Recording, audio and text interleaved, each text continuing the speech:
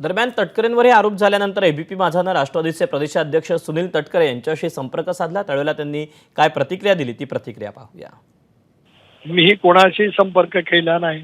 हं, दिल्लीमध्ये लोकसभा अधिवेशनाच्या निमित्ताने अनेक सहकार्यांच्या गाठीभेटी होत असतात। काही दीर्घकाळचे परिचय असतात, काही असे असतात, आपण त्याला भेटतो।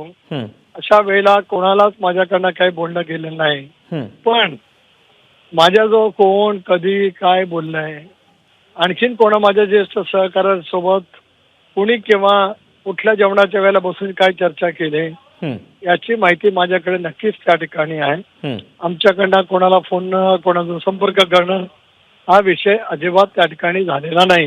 हं, पण आज पराजयाच्या नंतर आता झालेल्या कार्यकर्त्यांना हं, दिलासा देण्यासाठी जी बैठक बोलवण्यात आली हं, ती फोकसमध्ये राहावी हं, त्यासाठीच असं सनसनाटी बोलण्याचा ज्यांचा नेहमीचाच अट्टास असतो हं. त्यांनी हा केलेला केविलवाणा प्रयत्न आहे।